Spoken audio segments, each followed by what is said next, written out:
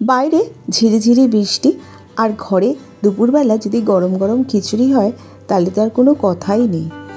আজকে দুপুরবেলা বানিয়েছিলাম গরম গরম খিচুড়ি, ডিমের মামলেট আর পাঁপড় ভাজা।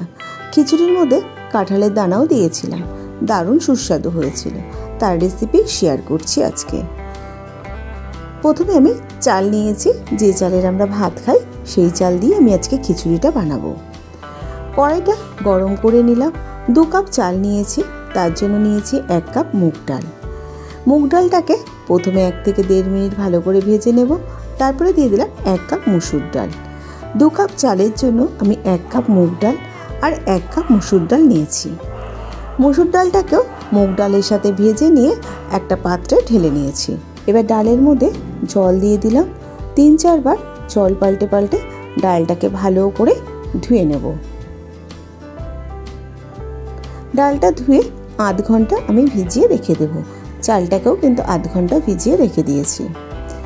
আধ ঘন্টা পরে ফিরে এলাম।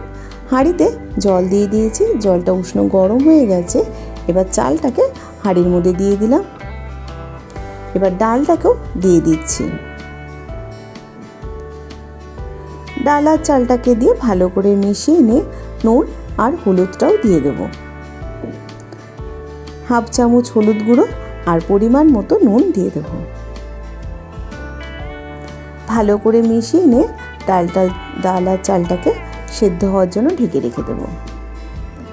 অন্যদিকে একটা মশলা তৈরি করব। মিক্সি জারে পেঁয়াজ নিয়েছি বেশ কিছুটা পরিমাণ, রসুন দিয়ে দিলাম, আদা, লঙ্কা আর একটা বড় সাইজের টমেটো, একটা স্মুথ পেস্ট তৈরি করে রেখে দেব। পরে আমি রান্নাতে ব্যবহার করব। কড়াইতে সাদা তেল দিয়ে দিয়েছি। তেলটা গরম হয়ে গেছে। এবার 3টে শুকনো লঙ্কা, তেজপাতা আর 1 চামচ গোটা জিরে ফোড়নে দিয়ে দিলাম। ফোড়নটাকে 30 সেকেন্ড মতো ভালো করে ভেজে নেব। ফোড়ন থেকে একটা মিষ্টি গন্ধ বেরোতে শুরু করেছে। সেই সময় দারচিনি আর মুখটা ফাটিয়ে নিয়েছি 4টে ছোটো এলাচ দিয়ে দিলাম। ভালো করে 30 থেকে 40 সেকেন্ড মতো ফোড়নটাকে আরও ভেজে নেওয়ার পর আদা টমেটোর যে পেস্টটা তৈরি করেছিলাম সেটা দিয়ে দিলাম। ভালো করে মশলাটাকে কষিয়ে নিচ্ছি। মশলাটা কাঁচা গন্ধ চলে গেছে, ভালো করে কষানো হয়ে গেছে। এবার হলুদ গুঁড়ো, কাশ্মীরি লাল লঙ্কার গুঁড়ো, 1 চামচ জিরে গুঁড়ো, 1 চামচ ধনে গুঁড়ো আর পরিমাণ মতো নুন দিয়ে দিলাম। মশলাটাকে গ্যাসের ফ্লেমটা মিডিয়ামে রেখে খুব সুন্দর করে কষিয়ে নেব। মশলাটা খুব সুন্দর করে কষিয়ে নেওয়া হয়ে গেছে। এবার মশলাটাকে আমি সাইডে রেখে দেবো, পরে রান্নাতে ব্যবহার করব। অন্যদিকে হাঁড়ির ঢাকাটা খুলে নিলাম। ডালের থেকে যে সাদা সাদা ফেনা অংশটা উঠেছে সেই ফেনাটাকে আমি ফেলে দিচ্ছি।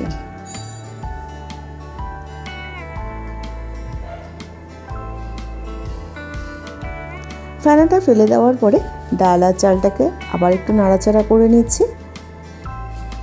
ডাল আর চালটা সেদ্ধ হবে আরও অনেকটাই। এবার দিয়ে দিচ্ছি কাঁঠালের দানাটা। সাদা খোসাটা ছাড়িয়ে আমি কাঁঠালের দানাটা ধুয়ে খিচুড়ির মধ্যে দিয়ে দিলাম। এই কাঁঠালের দানাটা কিন্তু খিচুড়িতে খুব সুন্দর খেতে লাগে। কাঁঠালের দানাটাকে দিয়ে ভালো করে নাড়াচাড়া করে নিচ্ছি। চাল আর ডালের সাথে কাঁঠালের দানাটাও কিন্তু খুব সুন্দরভাবে সেদ্ধ হয়ে যাবে।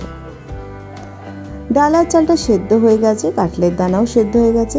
এবার যে মশলাটা তৈরি করে রেখেছিলাম সেই মশলাটা এর মধ্যে দিয়ে দিলাম আর দিয়ে দিলাম পরিমাণ মতো নুন। 1 চামচ চিনি দিয়ে দিলাম স্বাদটা ব্যালেন্স করার জন্য। এবার ভালো করে সমস্ত কিছুকে মিশিয়ে নিচ্ছি।